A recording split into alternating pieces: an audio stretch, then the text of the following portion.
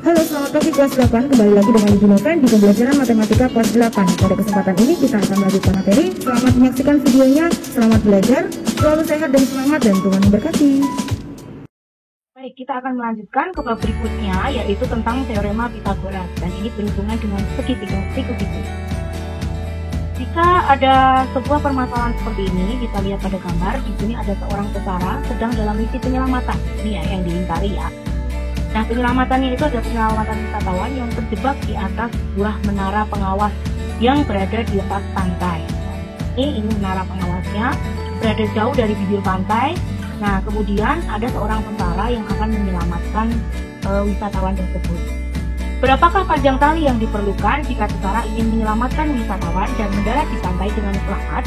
Jadi di sini akan ditarik tali, kemudian nanti akan diselamatkan dari atas menara ke bibir pantai ini. Nah, berapa panjang tali yang kira-kira akan dibutuhkan? Nah, di sini kalau kita gambar ya, dari pantai menuju ke menara, kemudian menara, tinggi menara, kemudian dari ujung tinggi menara ke ujung bibir pantai, itu kita bisa membuat sebuah segitiga dan siku-siku di antara pantai dan juga tinggi menara. Nah, mari kita mengingat kembali tentang segitiga. Segitiga itu adalah contohnya sebagai berikut. Ini disebut dengan segitiga ABC. Nah, pada segitiga ABC ini terdapat A, ya, A ini ada di hadapan sudut A yang mewakili panjang BC. Ya, jadi A kecil ini ada di hadapan sudut A dan mewakili panjang BC. Kemudian B tentunya berada di depan B atau di hadapan B, di mana panjang sisi B itu adalah panjang sisi AC. Ya, yang ini ya. Kemudian C adalah panjang dari AB, mana C itu ada di hadapan sudut C ya. Begitulah segitiga. Nah, misalnya ada segitiga lainnya nih, di sini ada segitiga PQR. Maka diketahui dari sini di hadapan P, di hadapan sudut P besar itu ada P kecil yang mewakili panjang QR. Kemudian di hadapan sudut Q itu ada Q kecil yang mewakili panjang PR ya. Kemudian di hadapan sudut R itu ada R kecil yang mewakili panjang PQ. Nah, ini disebut dengan segitiga. Nah, kita lanjutkan. Nah, jenis-jenis segitiga. Segitiga itu ada segitiga lancip ya, berdasarkan sudutnya ya. Berdasarkan ada segitiga lancip. Seperti ini gambarnya, di sini sudut-sudutnya lancip semua ya. Lancip itu artinya kurang dari 90 derajat. Makanya di sini ada segitiga yang siku-siku yang membuktikan bahwa segitiga ABC ini adalah segitiga lancip karena sudut-sudutnya kurang dari 90 derajat. Nah, tadi ya di depan A, sudut A itu ada panjang A kecil, kemudian di depan sudut B itu ada B kecil, dan di depan sudut C ada B kecil. Pada segitiga lancip, kuadrat sisi terpanjang lebih kecil dari jumlah kuadrat sisi lainnya.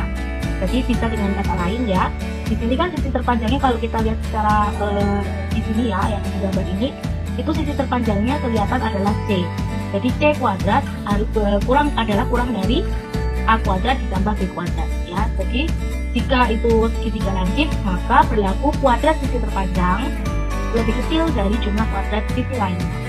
Nah, kemudian jenis segitiga yang lainnya adalah segitiga tumpul. Nah, di sini segitiga tumpul itu seperti ini ya, ABC. Kemudian pada segitiga tumpul, kuadrat sisi terpanjangnya lebih besar dari jumlah kuadrat sisi lainnya. Jadi C kuadrat ini sisi paling panjang lebih besar dari A kuadrat tambah B kuadrat. Nah, kemudian ada juga segitiga siku-siku. Segitiga siku-siku ini, pada segitiga siku-siku, kuadrat sisi terpanjang sama dengan jumlah kuadrat sisi lainnya. C kuadrat sama dengan A kuadrat plus B kuadrat.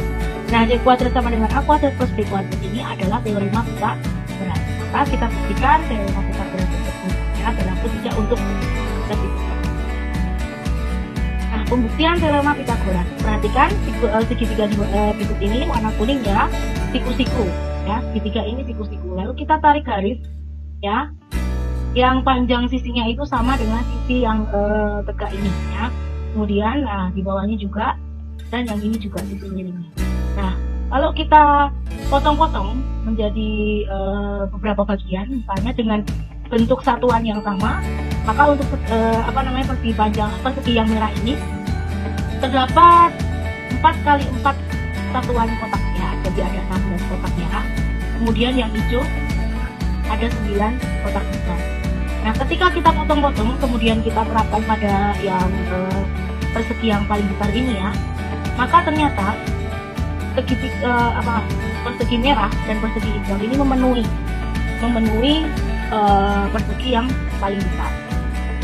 Nah, jika kita misalkan titik tegaknya dari segitiga titik itu ini adalah A, kemudian alasnya adalah B, dan sisi miringnya ini adalah C, maka kita peroleh untuk persegi ini, ia akan memiliki luas persegi warna merah, yaitu A kali A atau A kuadrat ya, karena kita tahu luas persegi itu kalau A berarti A kuadrat.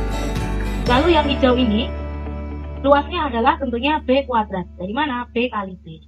Nah, berarti untuk yang persegi paling besar ini, maka luasnya adalah A kuadrat ditambah B kuadrat, yaitu C kuadrat. Nah, ini kan C kuadrat dari mana? Sisinya C, jadi C kali C, C kuadrat. Tapi persegi yang paling besar ini juga adalah pindahan dari persegi merah dan juga persegi hijau. Setelah kita potong-potong, kita terapkan kepada persegi yang paling besar ini, ternyata masuk semua. Jadi kita bisa simpulkan bahwa B kuadrat sama dengan A kuadrat plus B kuadrat, atau A kuadrat tambah B kuadrat sama dengan B kuadrat. Nah, kemudian kita ingat segitiga siku-siku ya tadi. Segitiga siku-siku itu memiliki unsur yang pertama sisi tegak atau sering disebut dengan tinggi, lalu sisi alas atau sering disebut dengan sisi mendatar, dan hipotenusa atau disebut dengan sisi miring ya. Yang paling panjang adalah yang miring. Nah, pada segitiga siku-siku dapat dimisalkan A adalah alas segitiga atau sisi mendatar, jadi A ini nanti A, kemudian tinggi segitiga B, kemudian C, sisi hipotenusa. Dari pembuktian teorema Pythagoras diperoleh bahwa A kuadrat plus B kuadrat sama dengan B kuadrat. Dengan kata lain kita bisa mencari C dengan cara C kuadrat sama dengan A kuadrat ditambah B kuadrat. Jadi kalau kita cuma cari C aja, maka A kuadrat plus B kuadrat nanti kita angkat ya. Kemudian setelah kita bisa mencari C, maka kita bisa mencari sisi-sisi yang lainnya. A bisa kita cari dengan cara A sama dengan akar dari C kuadrat min B kuadrat. Dari mana? Karena tadi C kuadrat adalah A kuadrat plus B kuadrat, maka A kuadrat menjadi B kuadratnya pindah luas ke kiri, jadi C kuadrat dikurang B kuadrat. Maka A sama dengan akar dari C kuadrat min B kuadrat. Kemudian B kuadrat, kita bisa mencari B dengan B kuadrat sama dengan C kuadrat dikurang A kuadrat. Jadi B sama dengan akar dari C kuadrat min A kuadrat. Nah, kita ingat-ingat selalu bahwa sisi miring ya selalu tampak jelas di sini juga bahwa sisi miring itu adalah sisi terpanjang atau paling panjang. Nah, itu sebagai patokannya. Untuk sisi yang lainnya kita bisa menyesuaikan. Nah, kita kembali ke permasalahan tadi di awal. Seorang tentara sedang dalam misi penyelamatan wisatawan yang terjebak di atas sebuah menara pengawas yang berada di lepas pantai. Apakah panjang tali yang diperlukan jika tentara ini menyelamatkan wisatawan dan mendarat di pantai dengan selamat? Maka solusinya adalah tadi ya, kita bisa membuat siku-siku di antara air laut dan juga menara. Maka tinggi menara 30 meter dan jarak dari pantai menuju menara adalah 40 meter. Maka yang sekali talinya berarti panjangnya 10 meter. Ini akan berapa? A nya 30, B nya 40, maka C kuadrat sama dengan A kuadrat plus B kuadrat. C kuadrat sama dengan 30 kuadrat ditambah 40 kuadrat, maka C kuadrat sama dengan 900 plus 1600. Jadi C kuadratnya sama dengan 2500. C sama dengan akar dari 2500. Jadi C adalah 50 meter. Nah, jadi panjang tali yang diperlukan oleh tentara tersebut adalah sepanjang 50 meter. Baik, sampai sini dulu penjelasan tentang teorema Pythagoras. Selamat melanjutkan pembelajaran, semoga bermanfaat dan salam sehat selalu.